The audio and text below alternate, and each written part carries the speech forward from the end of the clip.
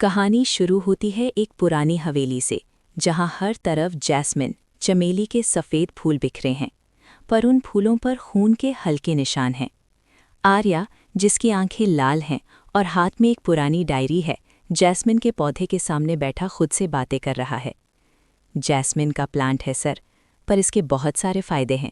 इससे मूड अच्छा रहता है और स्ट्रेस कम होता है। पर जो आग मेरे अंदर लगी है, उसे ये फूल कैसे बुझाएंगे? वो पागलों की तरह हंसने लगता है और फिर अचानक रोने लगता है। वो गुनगुनाता है, सांसों से भी तुम पास हो, कोई जानेगा नहीं। सच प्यार को हमारे कोई माने, I love you, I love you. तभी बैकग्राउंड में एक भयानक सस्पेंस म्यूजिक बजता है। आर्या बोतल उठाता है और कहता है, हमें लगा था इस गम की कोई दवाई नहीं है, पर ये शराब, इसको पीते ही गम रफू चक्कर। इंसान सब भूल जाता है, अपनी पहचान भी और अपने दुश्मन भी। तभी उसका बड़ा भाई वर्धन दाखिल होता है। वर्धन सिर्फ भाई नहीं, इस शहर का सबसे खतरनाक डॉन है, जिसने आर्या की महबूबा को गायब कर दिया था। वर्धन गरज कर कहता है, आर्या, ये क्या तमाशा है? आर्या लड़खड़ाते हुए उठता है और वर्धन के करीब जाकर उसके कोट पर शराब गिरा देता है। मैं बिल्कुल फिट हूँ भाई, बस ये दुनिया थोड़ी टेढ़ी नजर आ रही है। वहाँ आर्या की भाभी मानसी आती है, जिसके चेहरे पर एक पुराना राज लिखा है। वो रोती हुई कहती है, आप शराब पीकर घर आए हैं ब्रो इन लॉ, हमें डर लग रहा है। आर्या मानसी की आंखों में आंखें डालकर कहता है, डर मुझसे लग रहा है या उस राज से जो तुमने और वर्धन ने उस रात कब्रिस्तान में दफन किया था? सन्नाटा छा जाता है। वर्धन का हाथ उसकी गन पर जाता है। आर्या चिल्लाता है, पूछना चाहिए था ना घर आने से पहले। तो सुनो, मैं अपना हक मांगने आया हूँ। आर्या गिर जाता है, उसे चोट लगती है। माँ रोती हुई आती है, माता रानी ये क्या हो गया मेरे बच्चे को? आर्या हंसते हुए कहता है, चोट तो बहुत गहरी लगी है माँ, पर ये वर्धन जो सबको संभालता है, ये खुद को नहीं संभाल पाएगा जब इसके गुनाह बाहर आएंगे। सीन शिफ्ट होता है एक फ्लैशबैक में, जहाँ आर्या और उसकी लवर का रोमांटिक डांस दिखाया जाता है बारिश में, लेकिन बीच में ही गोली चलने की आवाज़ आती है। वापस प्रेजेंट में आर्या के कमरे में जैस्मिन की खुशबू तेज़ हो जाती है और उसे एक साया दिखता है। क्या वो उसकी मरी हुई लवर है या उसका वहम? तभी एक ट्विस्ट आता है। वर्धन की अलमारी से वही जैस्मिन के फूल मिलते हैं जो आर्या की लवर लगाया करती थी। क्या वर्धन ने उसे मारा नहीं बल्कि कैद कर रखा है? कहानी में अब एक्शन शुरू होता है। आर्या शराबी होने का नाटक छोड़कर अपनी असली बॉडी और मसल्स दिखाता है। Viral transformation scene. वो कहता है, मेरा सारा सपना टूट गया, सब खत्म हो गया, पर अब मैं दूसरों के सपने तोड़ूंगा। माँ रोती है, तू अपने हिस्से में दर्द क्यों रखता है बेटा? आर्या आखिरी डायलॉग मारता है, क्योंकि दर्द ही अब मेरी ताकत है माँ, और ये जैस्मिन की खुशबू अब इस घर में सिर्फ मौत लाएगी। कहानी में रोमांस तब आता है जब मानसी भाभी चुपके से आर्या को जेल से भगाने में मदद करती है और कन्फेस करती है कि वो भी वर्धन से नफरत करती है। दोनों भाइयों के बीच एक खूनी जंग शुरू होती है, जहां एक तरफ प्यार है और दूसरी तरफ नफरत की आग। सस्पेंस ये है कि क्या आर्या वाकई पागल है या ये उसका सबसे बड़ा मास्टर प्लान है सबको बर्बाद करने का। एंड में एक धमाका होता है और सिर्फ एक जैस्मिन का फूल जलता हुआ दिखाई देता है। रात के सन्नाटे में आर्या जैस्मिन के पौधे के पास बैठकर अपनी नकली शराब का घूंट भरता है और कहता है कि जैस्मिन का प्लांट मूड अच्छा रखता है और स्ट्रेस कम करता है। पर उसकी आंखों में छुपा इंतकाम कुछ और ही कहानी बयान कर रहा है, जहां वो गुनगुनाता है कि सांसों से भी तुम पास हो, कोई जानेगा नहीं, और आई लव यू की सदाएं देता है, जो हवेली की दीवारों से टकराकर वापस आती हैं। तभी वर्धन वहां आता है और आर्या उससे कहता है कि इस शराब को पीते ही गम रफू चक्कर हो जाता है। मगर वर्धन को शक है कि आर्या सिर्फ नाटक कर रहा है और मानसी भाभी वहां आकर रोती है, पर आर्या उसकी आंखों में देखकर पुराना प्यार याद दिलाता है और कहता है कि चोट तो दिल पे लगी है, जिसे कोई देख नहीं सकता। फिर अचानक माहौल बदलता है जब आर्या हवेली के उस पुराने बेसमेंट का दरवाज़ा तोड़ देता है, जहां जैस्मिन की भयानक खुशबू बिखरी हुई है और वहां उसकी पुरानी लवर की तस्वीर मिलती है। तभी वर्धन गन लेकर आता है और कहता है कि जो मेरी जिद है वो मेरी ही रहेगी। पर सबसे बड़ा ट्विस्ट तब आता है जब वही लवर जिंदा बाहर आती है, लेकिन आर्या को पहचानने से इनकार कर देती है। और फिर माँ वहां आकर सबसे बड़ा राज खोलती है कि आर्या असली भाई नहीं बल्कि दुश्मन का बेटा है, जिसे मौत के घाट उतारना था।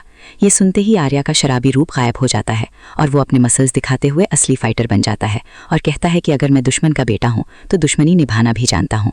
और फिर लाइट्स चली जाती हैं और सिर्फ गोली की आवाज़ आती है, जो पूरी हवेली को हिलाकर रख देती है और ये सवाल छोड़ जाती है कि क्या ये सब आर्या का ही प्लान था, ताकि वो सबको एक ही जगह बर्बाद कर सके, क्योंकि उसने हमेशा अपने हिस्से में दर्द रखा ताकि आज वो सबको मौत का तोहफा दे सके। और उसकी लवर का इनकार भी शायद उसकी इसी साजिश का एक हिस्सा था, जो ऑडियंस के दिमाग को घुमा कर रख देगा। अंधेरे में गोली की आवाज़ गूंजने के बाद जब हवेली की लाइट्स वापस आती हैं तो मंजर बदल चुका होता है। वर्धन के हाथ से गन छूटकर दूर गिरी हुई है और आर्या के हाथ में एक जैस्मिन का फूल है जिससे खून टपक रहा है। पर चोट वर्धन को नहीं बल्कि उसकी लवर को लगी है जो आर्या को बचाने के लिए बीच में आ गई थी। आर्या उसे बाहों में भरते हुए हंसता है और कहता है कि ये मोहब्बत का नहीं बल्कि मेरे इंतकाम का पहला कदम था, क्योंकि तुम्हारा पहचानने से इनकार करना भी मेरी ही प्लानिंग थी ताकि वर्धन तुम पर भरोसा कर सके।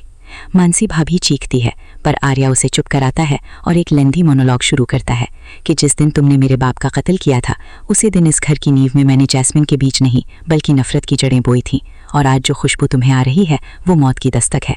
वर्धन गुस्से में आर्या पर झपटता है पर आर्या उसे एक ही पंच में दीवार से दे मारता है और दिखाता है कि सालों तक शराबी होने का नाटक सिर्फ एक धोखा था ताकि वो अपनी बॉडी और अपने दिमाग को मौत की मशीन बना सके।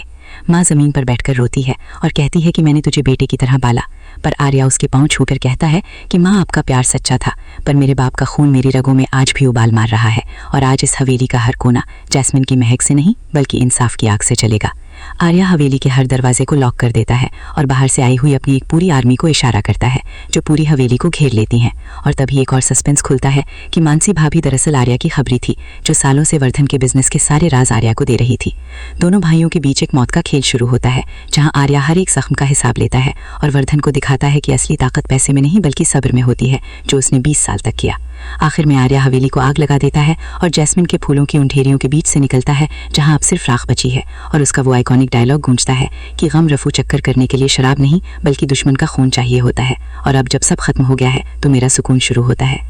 हवेली की आग की लपटों के बीच जब सबको लग रहा था कि कहानी खत्म हो गई है तभी एक काली बुलेट प्रूफ गाड़ी हवेली के मेन गेट को तोड़ते हुए अंदर दाखिल होती है और उसमें से निकलता है एक ऐसा शख्स जिसे देखकर आर्या के चेहरे से हंसी गायब हो जाती है, क्योंकि वो शख्स कोई और नहीं बल्कि आर्या का वही बाप है जिसे सब मरा हुआ समझ रहे थे।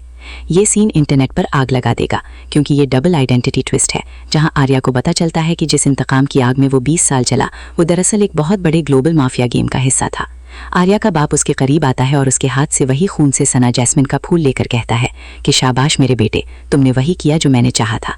तुमने वर्धन को नहीं बल्कि उसके जरिए उस पूरे एम्पायर को खत्म कर दिया जो मेरे रास्ते में था। आर्या का दिमाग घूम जाता है और वो महसूस करता है कि वो कभी हीरो था ही नहीं बल्कि अपने ही बाप के हाथ का एक मोहरा था। बैकग्राउंड में एक भयानक इलेक्ट्रॉनिक डार्क म्यूजिक बजता है और आर्या चिल्लाता है कि अगर मैं मोहरा हूँ तो ये मोहरा अपने खिलाड़ी को ही मात देगा। अगले ही पल आर्या वहां मौजूद हर जैस्मिन के पौधे को आग लगा देता है और एक लेंथी वायरल मोनोलॉग देता है कि जैस्मिन का प्लांट मूड तो अच्छा करता था पर अब ये मेरी नफरत की मिसाल बनेगा। तुमने मुझे दुश्मन का बेटा बनाया, फिर बेटा बनाकर इस्तेमाल किया, पर अब मैं सिर्फ मौत का सौदागर हूँ। सीन स्विच होता है 6 महीने बाद के लंदन के एक पोश पेंट हाउस में जहाँ आर्या पूरी दुनिया के अंडरवर्ल्ड का किंग बन चुका है, पर उसके टेबल पर आज भी वही जैस्मिन का प्लांट रखा है। तभी मानसी भाभी की एंट्री होती है जो अब आर्या की लीगल पार्टनर है और वो एक फाइल टेबल पर रखती है जिसमें लिखा है कि वर्धन जिंदा है और वो एक नए चेहरे के साथ प्लास्टिक सर्जरी कराकर वापस आ चुका है। ये फेस ऑफ ट्विस्ट पूरे सोशल मीडिया पर ट्रेंड करेगा क्योंकि ऑडियंस को उम्मीद नहीं थी कि वर्धन वापस आएगा। आर्या जैस्मिन का फूल अपने मुंह में दबाता है, अपनी गन लोड करता है और कैमरा की तरफ देखकर आंख मारता है और कहता है गेम तो अब शुरू हुआ है क्योंकि सांसों से भी तुम पास हो पर अब मौत बनकर। ये सीन खत्म होता है एक जबरदस्त क्लिफ हैंगर वार जहां हवेली की राख से एक हाथ बाहर निकलता दिखाई देता है जिसमें वही पुराना जैस्मिन का फूल है जो इस बात का सबूत है कि 2 घंटे की ये फिल्म सिर्फ एक ट्रेलर थी और असली जंग अब शुरू होने वाली है जो इंटरनेशनल लेवल पर एक्शन और सस्पेंस का नया रिकॉर्ड बनाएगी। आगे जो हुआ वो आपके होश उड़ा देगा, तो जरूर सब्सक्राइब करें ताकि आगे जो हुआ वो आपसे मिस ना हो।